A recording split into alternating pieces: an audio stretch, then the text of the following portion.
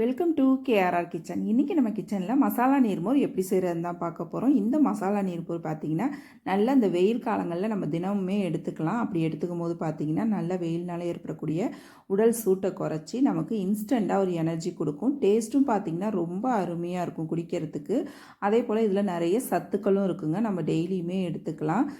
இந்த ரெசிபி எப்படி செய்கிறதுன்னு நம்ம வீடியோக்குள்ளே போய் பார்ப்போம். அதுக்கு முன்னாடி நம்ம சேனலில் இப்போ தான் ஃபஸ்ட் டைம் பார்க்குறீங்கன்னா சப்ஸ்கிரைப் பண்ணி வச்சுக்கோங்க. கூடவே பெல் சிம்பிள் ப்ரெஸ் பண்ணி ஆளுங்கிற ஆப்ஷனையும் ப்ரெஸ் பண்ணி வச்சுக்கோங்க.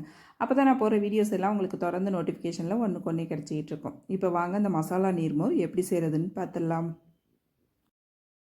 இப்போ நீர்மோர் செய்கிறதுக்கு ஃபஸ்ட்டு ஒரு மிக்ஸி ஜார் எடுத்துக்கங்க. அதில் சின்னதாக ஒரு பச்சை மிளகாய் பொடிசாக கட் பண்ணியிருக்கேன், அதை சேர்த்துக்கிறேன். அதே போல் ஒரு சின்ன துண்டு இஞ்சி, ஒரு 10-12 புதினா இலை, கொஞ்சமாக கருவேப்பிலை, கொஞ்சம் கொத்தமல்லி தழை, ஒரு அரை டீஸ்பூன் அளவுக்கு ஜீரகம் சேர்த்துருக்கேன். அப்புறம் பார்த்திங்கன்னா ஒரு டம்ளர் அளவுக்கு, அதாவது ஒரு 200 ml இருக்கும். இது 2 பேர் குடிக்கிற அளவு நான் செஞ்சுக்கிட்டு இருக்கேன்.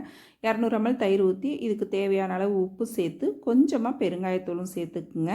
சேர்த்து ஃபஸ்ட்டு இது ஒரு தடவை அரைச்சி எடுத்துக்குங்க. அதுக்கப்புறம் தான் நம்ம தண்ணி விட்டு அரைக்கணும். இது போல் அரைச்சதுக்கு அப்புறம் இதில் நல்லா ஒரு 1/2 லிட்டர் அளவுக்கு தண்ணி சேர்த்துக்கிறேன். தண்ணி சேர்த்து நல்லா ஒரு 2 பல்ஸ் விட்டு எடுத்தோம்னா போதும், நமக்கு மோர் ரெடி ஆகிடும்.